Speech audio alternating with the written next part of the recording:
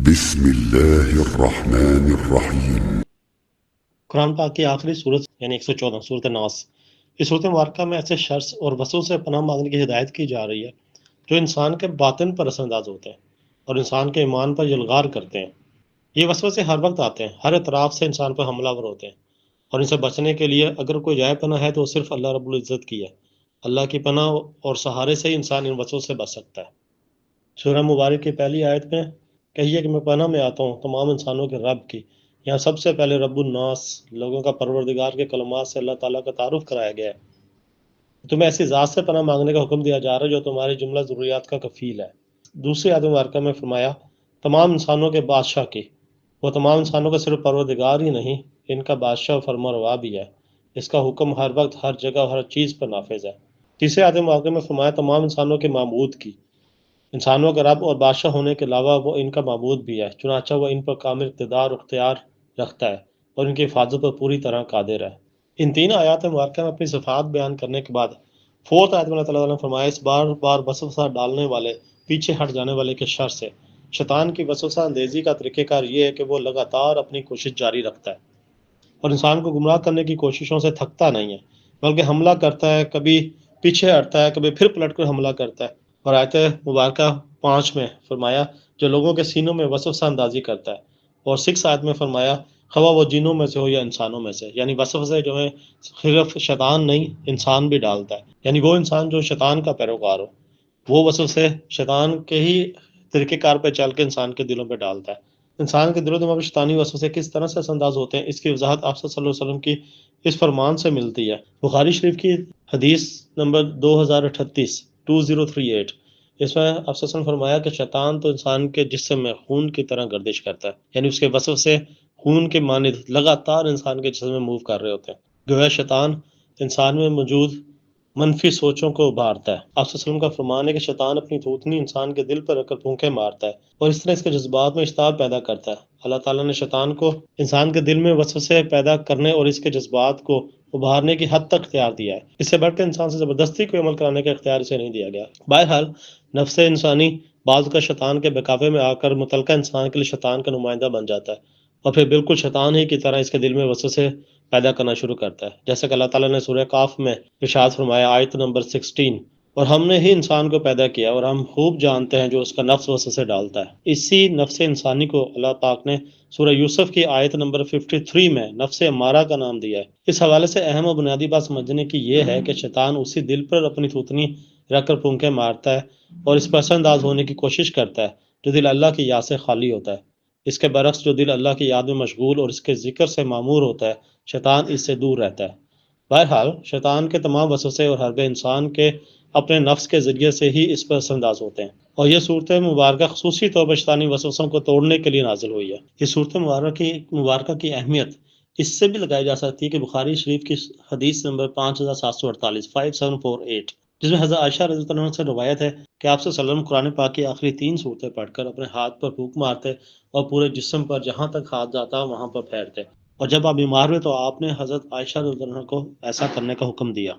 اسی صورت مبارکہ کی اہمیت کو جاننے کے لیے ایک اور حدیث ہے سنن نسائی کی 5432، جس میں آپ نے فرمایا کہ کسی شخص نے ان جیسی صورتوں یا کلام کے ساتھ اللہ تعالیٰ کی پناہ حاصل نہیں کی۔ پھر صحیح مسلم کی حدیث نمبر 6811 اور 6812، اس میں بتایا گیا کہ اللہ تعالیٰ سے پناہ یا کوئی بھی دعا مانگنی تو کس طرح مانگنی ہے۔ ان دونوں حدیث مبارکہ کا مشترکہ جو لب لباب ہے وہ یہ ہے کہ آپ نے جب اللہ تعالیٰ سے مانگنا ہے، بخشش کی دعا مانگنی ہے یا کسی بھی چیز کی مانگنی ہے، تو اصرار کر کے مانگنی ہے۔ یہ نہیں کہنا کہ اللہ تعالیٰ تو چاہے تو کر دے، تیری مرضی تو میں بخش دے، اس طرح کی دعا نہیں کرنی۔ یہاں پہ حدیث مبارکہ آپ صلی اللہ علیہ وسلم نے فرمایا کہ اگر دعا کرنی تو اصرار کے ساتھ کرنی ہے، پختہ یقین کے ساتھ کرنی ہے۔ وہ کہتے ہیں نا ترلا، جیسے بچوں نے ماں سے کوئی چیز لینی تو ترلے کرتے ہیں، بالکل اسی طرح اصرار کر کے دعا کرنی ہے، کیونکہ اللہ تعالیٰ کو مجبور کرنے والی کوئی چیز نہیں ہے، کوئی چیز نہیں جو اللہ کو مجبور کر دے، نہ ہی اللہ تعالیٰ کے لیے کوئی چیز ایسی بڑی ہے جو نہ دے سکے اللہ پاک۔ تو اگر مانگنا ہے تو مکمل اصرار کر کے۔ اب یہ دیکھ لیتے ہیں کہ وسوسے آتے کس طرح کے ہیں۔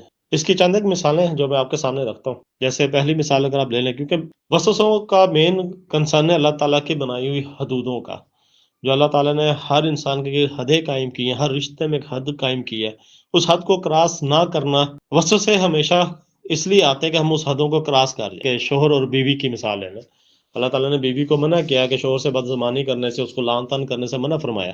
اب جبکہ آپ اگر صورتحال دیکھیں اس کے بالکل برعکس ہے.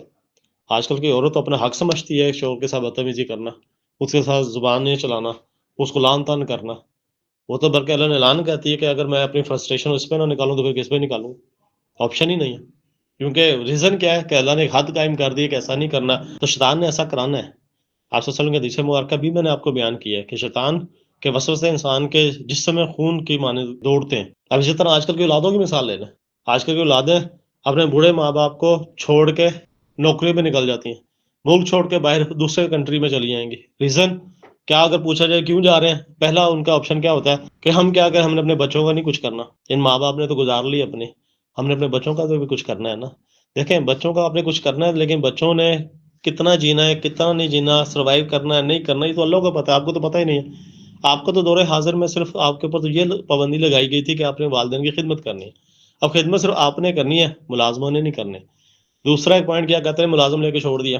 ماں باپ کمرے میں اگر وہ اپاہج ہیں یا بوڑھے ہیں تو ان کے کمرے میں کیمرے لگا دیے. کیا بات خدمت کی ہو رہی ہے؟ ملازموں نے خدمت نہیں کرنی، ان سے جو کوتاہی ہوگی اس کی سزا تو آپ کو ملنی ہے. دیکھیں نا، اولاد اگر خدمت کرے گی تو اسے تو پتہ ہے کہ یہاں سے جانے کے بعد ایک اور جہان آنا ہے، روز قیامت، جہاں پہ سوال جواب ہونا ہے. وہاں پہ تو اللہ نے پوچھنا ہے، اس کا حساب کتاب بھی دینا ہے. تو بہرحال یہ وسوسہ ہی ہے کہ ہم اپنے بچوں کو کہیں نہیں، بچوں کے مستقبل کے لیے ہم جا رہے ہیں والدین کو چھوڑ کے. ہاں اگر آپ کا الٹرنیٹ موجود ہے کہ اگر 3 4 بھائی ہیں موجود ہے یا بہنیں موجود ہیں تو الگ بات ہے، کیونکہ اولاد کا لفظ ہے نا والدین کی خدمت کے لیے. وہ بیٹا بھی ہو سکتا ہے، بیٹی بھی ہو سکتی ہے. اسی طرح آج کل کی ماڈرن بہو کی مثال لے لیں. وہ یہ سمجھتی ہے جناب ساس سسر کی تو میرے پر فرض ہی نہیں ہے، میں کیوں روٹی دوں، میں کیوں پوچھوں. ان کی خدمت تو بالکل بھی نہیں ہے، میں تو کر ہی نہیں سکتا. اور اس کا بالکل برعکس، اگر کوئی پارٹی ہو، کوئی برتھ ڈے پارٹی، تو سب سے بڑا گفٹ کی توقع بھی ساس سسر سے رکھی جاتی ہے. یعنی لینے کے لیے ٹھیک ہے، پر جب دینے کی باری آتی ہے، یا اپنے آپ کہہ لیں گے فرض کی باری آتی ہے، پھر معاملہ ختم. دیکھیں نا، اس کو یوں بھی دیکھ رہے ہیں، اگر ساس سسر بیمار ہیں، اب اس کی خدمت تو ظاہر بات ہے اولاد کے اوپر فرض ہے، تو بیٹا خدمت کرے گا. دیکھیں اگر بیٹا کہیں پہ کام کرتا ہے اور وہ اگر دہاڑی کرنے جاتا ہے تو پیچھے بیوی نہیں سنبھالنا ہے نا گھر کو. دیکھیں یہ تو کلیئر ہے کہ شوہر کے مال اور اس کی اولاد کی ذمہ داری کس کی ہے؟ بیوی کی. اب ایسا تو نہیں ہو سکتا نا کہ خامد اگر باہر کام پہ گیا اور بیوی اپنا بستر اٹھا کے اپنے گھر چلی جائے، میرا تو اس کے والدین سے تعلق ہی نہیں ہے، میں تو اس کی خدمت کر ہی نہیں سکتی. تو یہ تو ٹوٹلی غلط ہے. اللہ تعالیٰ نے فیملی سسٹم پہ بڑا زور دیا ہوا ہے. فیملی سسٹم چلتا اسی طرح ہے جب ساروں کے کمبائن کوپریشن کے ساتھ معاملہ چلے. شوہر کے اوپر کمانے کی ذمہ داری ہے. اگر ماں باپ بیمار ہیں تو شوہر، اگر بیوی نہیں کرے گی تو شوہر دہاڑی چھوڑے گا. فصل ایک دہاڑی دار بندہ ہے، اس نے کام کرنا ہے تو پیسے آنے. وہ اپنی نوکری چھوڑ کے پھر ماں باپ کی خدمت کرے گا تو کھائیں گے کہاں سے؟ اور یہی المیہ ماں باپ کے ساتھ بھی ہے.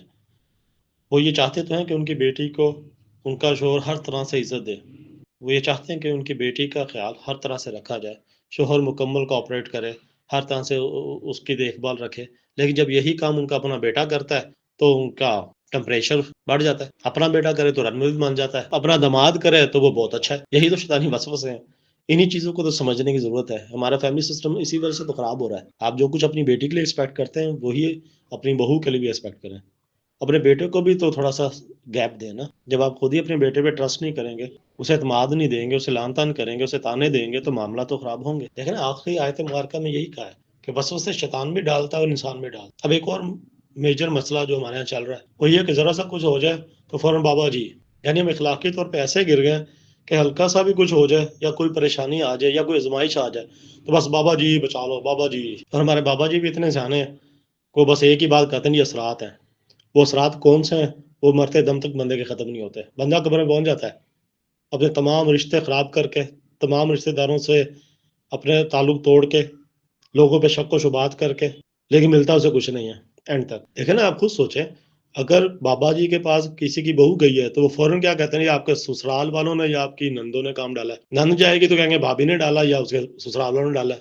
بچوں کا مسئلہ ہو گیا، پھوپھی نے ڈالا ہے. باپ لے کے چلا گیا تو سالیوں نے ڈالا ہے. وہ یہ نہیں کبھی کہے گا کہ آپ کی ماں نے ڈالا یا آپ کے باپ نے ڈالا یا آپ کے بھائی نے ڈالا، کیونکہ وہ قریبی رشتے ہیں. تو بس اس طرح ہی معاملہ سارے چل رہے ہیں. مین چیز یہ ہے کہ جب جہاں آپ کے دل میں شک و شبہات آ گئے، وسوسوں میں آپ گھر گئے اور آپ نے اللہ کی پناہ نہ مانگی، اخلاقیات سے آپ دور ہوتے جائیں گے، دین سے آپ دور ہوتے جائیں گے اور ایک ایسی گہری کھائی میں گریں گے جہاں سے نکلنا ناممکن ہے. تو اس لیے اللہ تعالیٰ نے کہا کہ ہمیشہ پناہ جو ہے وہ صرف اللہ رب العزت سے ہی مانگی جا سکتی ہے، کیونکہ وہی اللہ ہے جو آپ کے دلوں کا حال بہتر طریقے سے جانتا ہے، جو آپ کے ہر ایک چیز سے واقف ہے، آپ کی تمام چالوں سے، آپ کے تمام طریقوں سے. آپ جو سمجھتے ہیں کہ آپ کسی کو دھوکہ دے رہے ہیں تو بیسکلی آپ اپنے آپ کو دھوکہ دے رہے ہیں. اللہ تعالیٰ تو جانتا ہے. وہ تو آپ کے دلوں کے حال جانتا ہے. اللہ تو شہرک سے بھی آپ کے قریب ہے. آپ سب کو دھوکہ دے سکتے ہیں, اللہ رب العزت کو دھوکہ نہیں دے سکتے. اس لیے اگر آپ نے شیطانی وسوسوں سے بچنا ہے تو ایک ہی جائے پناہ ہے, وہ ہے اللہ رب العزت کی. دعا ہے اللہ تعالیٰ ہم نے جو کہا, کہنے سننے میں جو غلطی ہوئی اس کی معافی دے, اور ہم نے جو کہا جو پڑھا اس پہ عمل کرنے کی توفیق عطا فرمائے.